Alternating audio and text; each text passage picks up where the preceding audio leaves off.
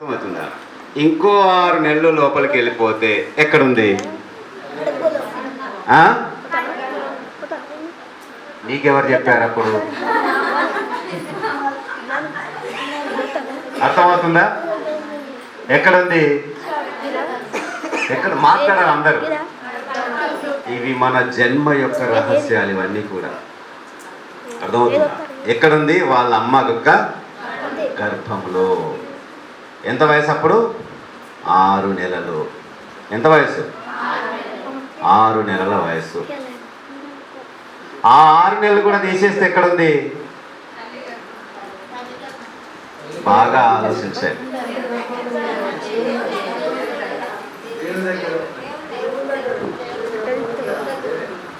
6 నెలలు తీసేస్తే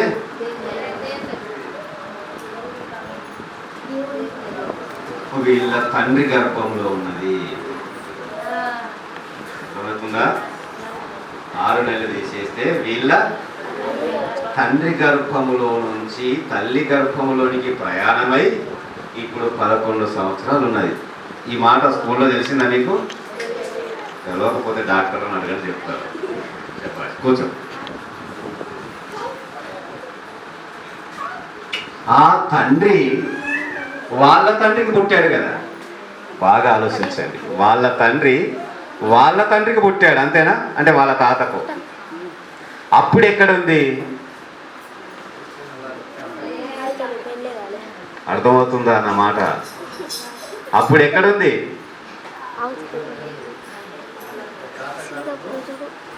వాళ్ళ తాత కడుపులో ఉన్నది. అర్థమవుతుందా? అలా అలా అలా అలా వెనక్కి వెనక్కి వెనక్కి పోతే దేవుని గర్భములో నుంచి వచ్చినటువంటి వాళ్ళ మనం అందరం. అర్థమవుతుందా? తల్లి గర్భంలో ఉన్నప్పుడు మతం ఉన్నదా? ఉన్నదా? తల్లికి ఉండొచ్చు పిచ్చి, మత పిచ్చి. వాళ్ళ తండ్రికి ఉండొచ్చు, కానీ కడుపులో ఉన్న వాళ్ళకు ఉంటుందా? అంటే మీ వాళ్ళకి అంటలేదమ్మా, వాళ్ళ కడుపులో ఉన్న వాళ్ళకు ఉంటుందా? అంటే ఎలా పుడుతున్నాం ఈ భూమి మీద మనము? దేవుడు నరులను యథార్థవంతులుగా,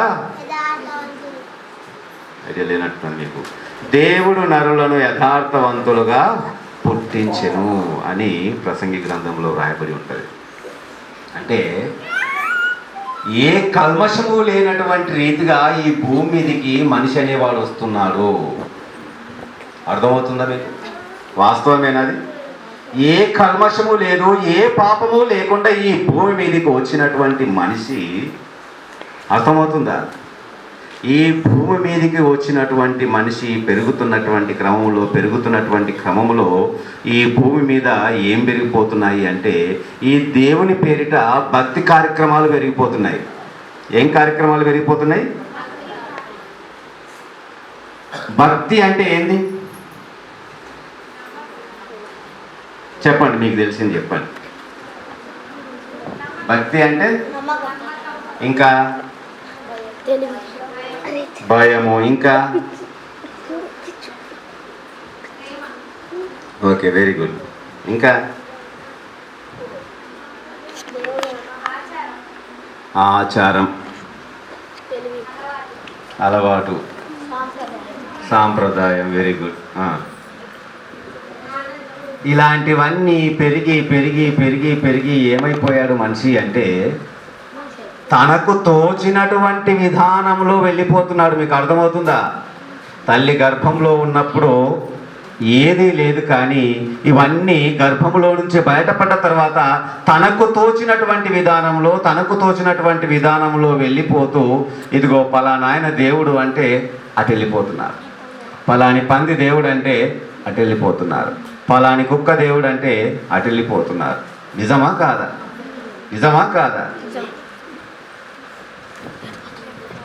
పలాని చెట్టు దేవుడు అంటే అటు వెళ్ళిపోతాం, పలాని గంగలో మునిగితే రోగం తక్కువ అవుతుంది అంటే అటు వెళ్ళిపోతున్నాం. మీరు అట్లా వెళ్తారా? మరి ఎందరు వెళ్తారు? చేతులు ఇవ్వటండి ఒకసారి.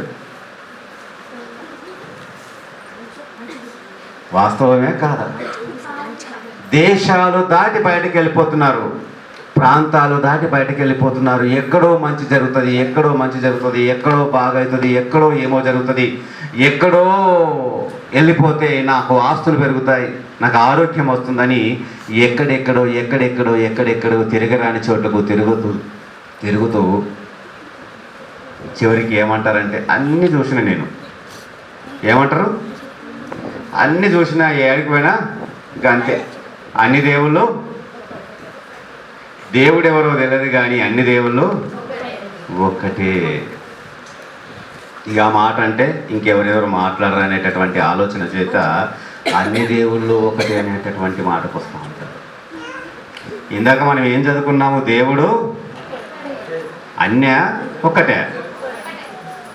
అన్నీ అంటే నువ్వు తెచ్చిన దేవుళ్ళు వస్తాయి, నేను తెచ్చిన దేవుళ్ళు వస్తాయి, ఇంకోళ్ళు ఇంకా కొన్ని తెస్తారు.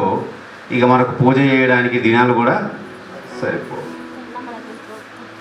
మరి ఆ దేవుడు ఎలా ఉంటాడు అనేటటువంటి ఆలోచనలు ఈ సమాజంలోనికి తీసుకొచ్చినటువంటి వ్యక్తి యేసుక్రీస్తు. ప్రియులారా, నేను దేవుని యొద్ద నుండి వచ్చాను అంటాడు. అర్థమవుతుంది మీకు? నేను తండ్రి యొద్ద నుండి మీ దగ్గరికి వచ్చాను అంటాడు. నేను మరియమ్మకు పుట్టానని చెప్పుకోలేదు ఇక్కడ యేసుక్రీస్తు. రాయబడ్డది, చరిత్రగా ఉండాలి కాబట్టి రాయబడ్డది. ఇందాక ఆ అమ్మాయి ఎక్కడి నుంచి వచ్చిందని మనకు కన్ఫర్మ్ అయిపోయింది. వాళ్ళ తండ్రి దగ్గర నుండి వచ్చిందనేటటువంటి విషయం అయితే కన్ఫర్మ్ అయిపోయింది కదా. అర్థమవుతుందా?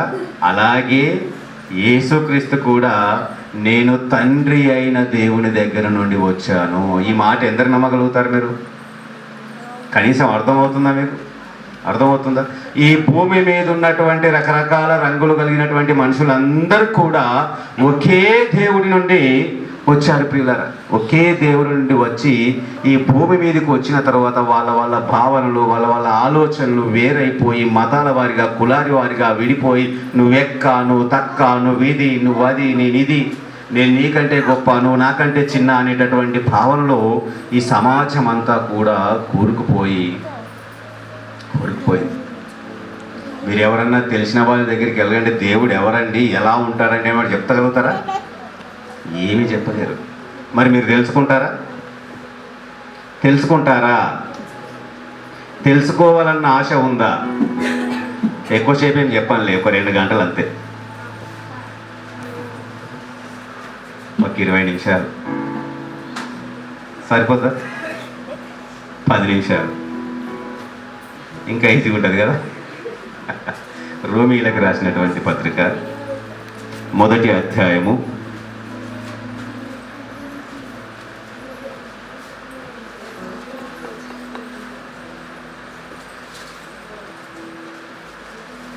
18వ వచనం. దుర్నీతి చేత సత్యమును అడ్డగించు మనుషుల యొక్క సమస్త భక్తిహీనత మీదను, దుర్నీతి మీదను దేవుని కోపము పరలోకము నుండి ఏం బయలుపరచబడుతుందట? దేవుని యొక్క కోపమట. ఎవరి మీద కోపము?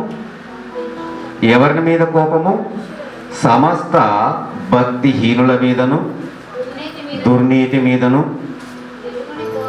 దేవుని కోపము పరలోకములో నుండి ఏమవుతుందట? బయలుపరచబడుతుంది. ఎవరి మీద? భక్తుల మీద కాదు, భక్తిహీనుల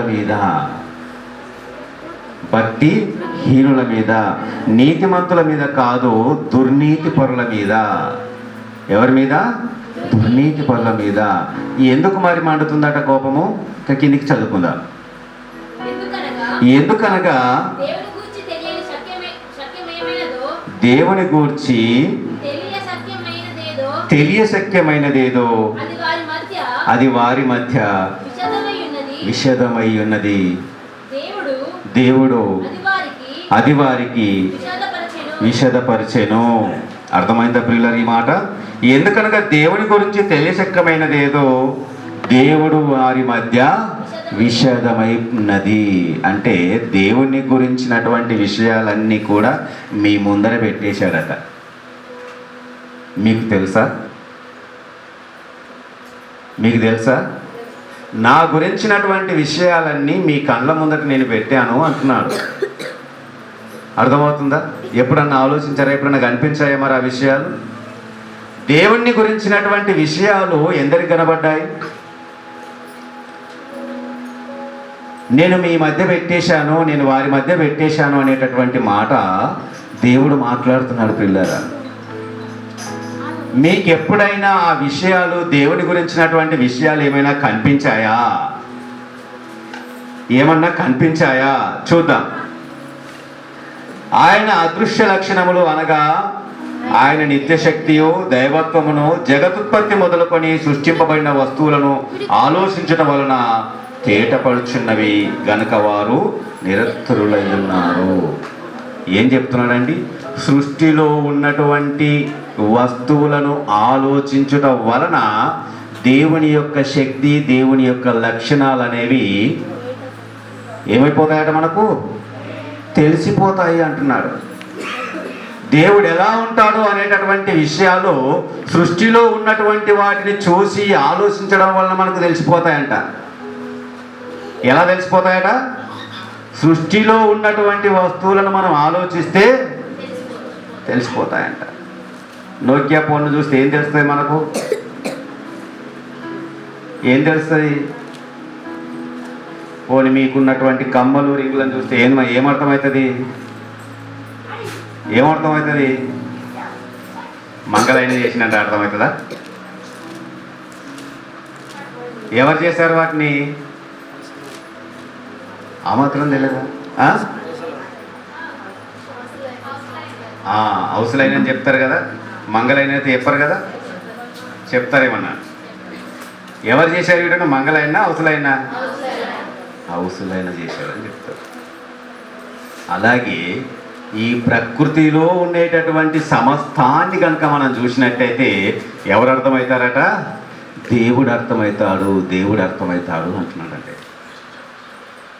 మరి ఈ ప్రకృతి మనకు రోజు కనిపిస్తుందా? కనిపిస్తుంది కదా. ఈ చక్కగా ఫ్యాన్ నుంచి మనకి ఏమొస్తుంది? ఏమొస్తుంది? ఏ గాలి? కూలర్ పెడితే ఏ గాలి వస్తుంది? పంక పెడితే నార్మల్ గాలి. పంకలో నుంచి వస్తుందా గాలి? కరెంటులో నుంచి వస్తుందా గాలి? ఆలోచనలు చెప్పండి ఒకసారి. ఇవి లేకున్నా ఉంటుందా గాలి? ఆ గాలి హిందువులదా, ముస్లింలదా, క్రైస్తవులదా? ఎవరిది? ఎవరిది? ఎవరు చేశారు?